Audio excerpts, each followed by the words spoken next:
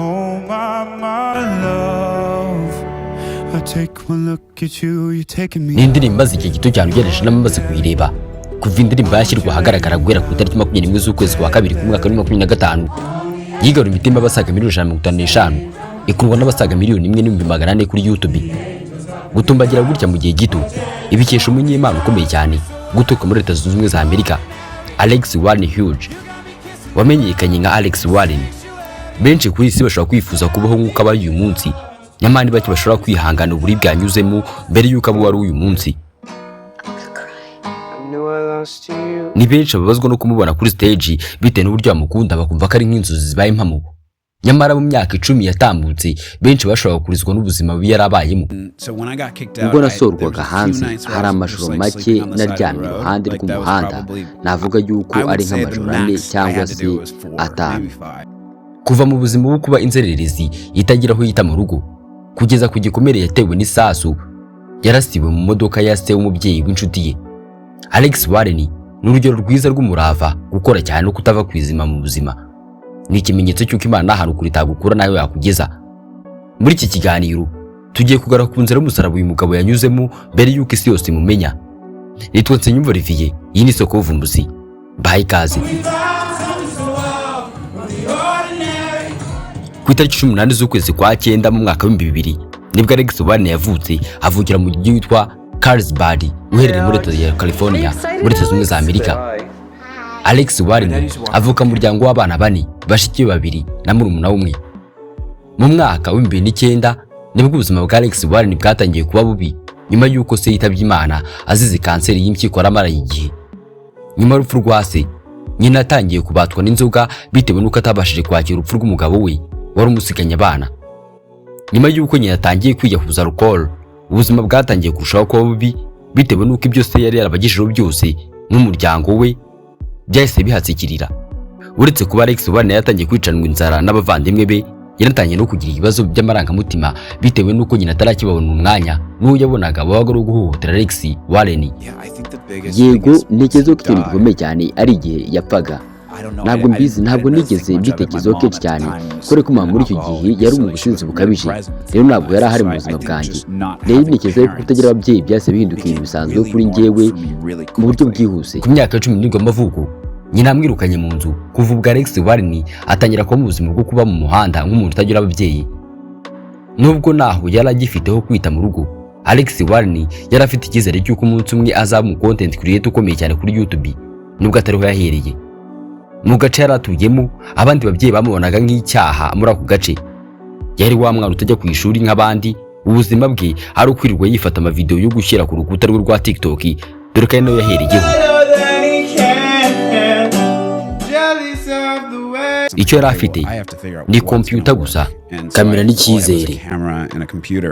Ababyeyi bo mu gace yaratuyemo bari bafite impungenge z'uko yashoboraga kuzararura abana babo bitewe n'uko yari inshuti ya benshi muri bo.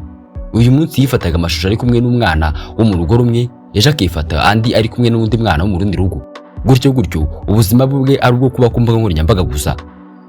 Nubwo kugira inshuti z'abana b'umubyeyi byamuhaga icyizere n'imbaraga z'uko byose bishoboka, habuzeho gato ngo abiburemo ubuzima. Dore uko byagenze, Alex Warren nabwo yaragifite aho aba. Mbere yuko atangira kugira inshuti z'abana baturuka mu miryango ikize, yararaga ku mpande z'imihanda. Ubu n'ubuzima yabayeho mu gihe kingana amezi 4 yose, bitewe n'ukuntu nyina yari yaramvishije ababyeyi bo muri ako gace ka Alex Warren ari umwana mubi, nta mubyeyi washoboraga kumuha ikaze mu nzu ye.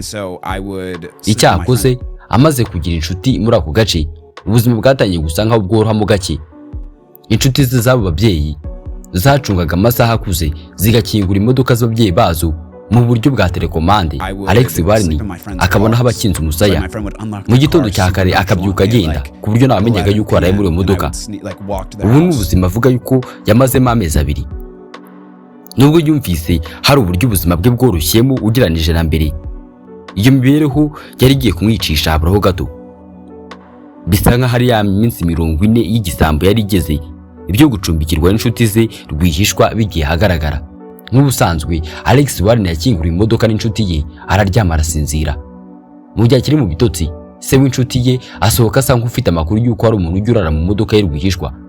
Niko gushyira amasasu muri magazini aza afite icyemezo cyo guhita arasa uwo muntu. Nyamara inshuti ya Alex Warren yari ibereye mu cyumba iri gutunganya amashusho yo kuzashaka kuri TikTok, yashyize headphone mu matwi ku buryo itashobora kumva ibiri kujya mbere. Akimara gukingura imodoka yahise arasa Alex Warren isasu ryo mu gatuza rinyura mu mwijima we, ku bw'amahirwe ntiryafata ku mutima gusa rihagama mu gihaha cye. Narashwe na se w'inshuti yanjye ubwo nari ndyamye mu modokari z'inshuti yiwe, kubera yuko twari turi mu bihe byo gufata amashusho ya vlogs. Ntabwo yigeze amenya yuko amasasu ari gushyirwa mu mbunda. Amaze kubona ko ari umwana muto yamwihutanye ku bitaro, anishyura ibyasabwaga byose ngo yitabweho mu bitaro. Alex Warren amaze gutora agatege yatangaje ko ibyamubayeho byari impanuka, kubera yuko atashakaga ko ubuzima bw'umubyeyi w'inshuti ye bujya mu kangaratete. Uko niko yabeshye abapolisi bamubazaga icyamubayeho. Ubwo Alex Warren yavaga mu bitaro, uwo mubyeyi wari wamurashe yamuhaye imodoka ishaje nk'impano yitwa Wagon. Alex Warren yishimiye iyo mpano bitangaje bitewe n'uko yari abonye aho kujya aryama ntacyo yishinja. Muri icyo gihe Alex Warren yari agifite umukunzi wamubaye hafi bikomeye, amubera imbaraga mu bihe bikomeye. Nyamara uyu ntabwo ari wa mukunzi umusore abone yishyushya kuya, ni ya mpano y'Imana, umugabo w'umunyamahirwe ahererwa ubuntu. Uyu nguyu nawe soko y'ino ndirimbo yakunzwe n'abantu benshi. Reka tubanze twumve inkuru y'urukundo rwabo. Mu mwaka wa 2018 nibwo Alex Warren yahuye na Kuv Lanon, umukobwa wari utuye mu kirwa cya Hawaii. Bijya gutangira, Alex Warren yandikiranye n'inshuti ya Kuv Lanon avuga ko Kuv Lanon yari mwiza. Ubundi kuva ubwo Kuv Lanon atangira kujya avugana na Warren gake gake, bigenda bikomera. Bamaze kumenyana byimbitse, Lanon yuriye indege asiga umuryango we muri Hawaii, yisangira umukunzi we bari baramenyaniye kuri Snapchat. Mbere yuko Kuv Lanon asanga Alex Warren muri California aho yari atuye, Alex Warren yaramubwiye ko atagira haba, ko yibera mu modoka gusa. Undi nawe aramubwira ati nta kibazo, reka twembi twe kugira aho twita mu rugo. Bose bemera kubaho nk'abantu badafite aho baba. Nyamara uyu mukobwa we yaraturukaga mu muryango ukize udafite icyo ubuze, dore yuko no ku ikofi ye hariho $500. Alex Warren avuga yuko umukunzi we yavuye muri college yigagamo asa nk'utaye ishuri, atangira kubana nawe mu modoka yarahawe na wa mubyeyi wamurashe. Ku mazina ya Kuv Lanon nk'uko twabivuze, umugore wa Alex Warren hariho $500 gusa. Kuva ubwo Alex Warren na Kuv Lanon batangiye kubana muri ubwo buzima mu gihe kingana amezi 4. Nubwo ikibazo cyo kubona aho barara cyasaga kitakiri ikibazo kuri bo muri iki gihe, kurya byo byari bikiri ingorabahizi, bikiri ikibazo gikomeye cyane. Amahirwe nuko Alex Warren yari afite inshuti zakoraga muri restaurant zikajya zimwibira ibiryo we n'umugore we bakarya muri ubwo buryo. Mu gushakisha umuti w'iki kibazo, Alex Warren yagerageje amahirwe yo kwaka akazi muri restaurant, birangira ko kakozemo, aho yashoboraga kumara amezi menshi adagahangayikishijwe n'ibiryo. Gusa ikibazo cyasigaye ari umugore we. Iyo abakiriya bamaraga kurya, Alex Warren yakusanyaga bya biryo babakiriya babaga batamaze ku masahani, akabirundira mu gikarito, byose akabicyura. We n'umugore we bakabisangira muri ya modoka babagamo. N'ubuzima bubabaje kandi butoroshye. Igitangaje, ntabwo umugore we yamenyaga ko Alex Warren yabaga ari kumugaburira ibyo biryo byasigajwe n'abakiriya ku masahani. Gusa ntiyaburaga kumubaza aho yabaga yabikuye. Byaje kugeraho Alex amubwiza ukuri, amubwira yuko ari bya biryo abakiriya baba basigaje ku masahani akusanya akabishira ku karito. Umukobwa byaramubabaje, gusa ariko arihangana bitewe n'uko cyari kimuzanye ari urukundo. Alex Warren amaze kubona yuko ibyo bitanishije umugore we, yatangiye kujya akoresha sheke ye mu kugura ibiryo by'umugore we, wagakomeza kurya bya bisigarizwa by'abakiriya, kubera yuko atabaga afite amafaranga yo kuba yagurira umugore ibyo kurya ngo abashe no kwigurira ibyo kurya icyarimwe. Mu gihe babaga bashaka imibereho ya buri munsi, banatekereza ku mibereho y'imbuga nkoranyambaga zabo, aba bombi batangiye kujya bifata amavideo magufi nka couple nziza bakayashyira kuri TikTok, maze abantu benshi bagatangira kuyakunda. Nk'uko izi video zatangiye kurebwa cyane, ubundi bakomeza gukora amavideo ari mu cyiciro cya vlogs, ari na Alex yatangiye gukura amafaranga bwa mbere, agenda ajyagura ibikorwa bye, kugeza akodesheje guest house y'inshuti ya nyina, aho yishyuraga $500 ku kwezi. And I was like, fuck yeah. And so I put that down on a guest house that my friend's mom owned, like a little guest room off of their own house, and then which was $500 a month, and so I paid for that for 4 months up front, so that way. Aya ni amafaranga atabashaga kwigondera, ya mafaranga yatangiranwe n'umukunzi witwa Anon Kuvli. Alex Warren yavuze ko yatangiye kumva atangiye kunyurwa n'ubuzima abayemo, atangiye kujya yinjiza amadolari 2,000 ku kwezi.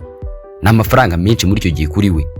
Hamwe n'aya madolari, we n'umugore we Anoni bagiye mu nzu y'aba content creator yashinzwe na Thomas Petru na Chase Hudson bise Hype House. Iyi nyubako yanyuzwagamo aba content creator bo ku mbuga nkoranyambaga. Mu kwezi kwa 12 k'umwaka wa 2019 nibwo Hype House yimenyekanishije imbere y'isi y'abakoresha imbuga nkoranyambaga.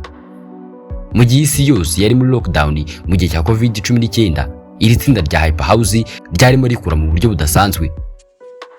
Nubwo iri tsinda ryari rigizwe n'aba content creator babarizwaga mu binyacumi, ryakoraga umunsi ku munsi, byatangiye guhura n'imbogamizi zo gutakaza abanyamuryango mu buryo bumwe cyangwa se ubundi.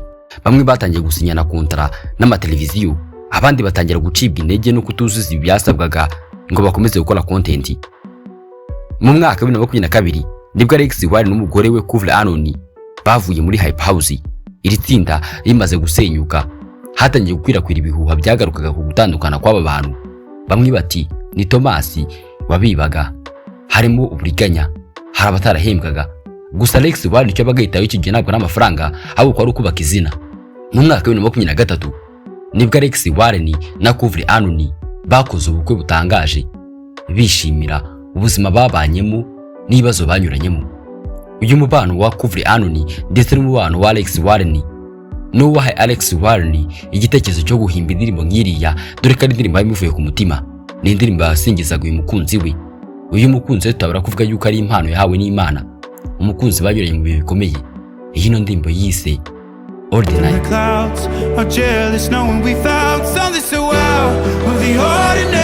Ni kenshi cyane uzasanga indirimbo zivuga inkuru y'ukuri zikundwa cyane kubera yuko yaravuye ku mutima.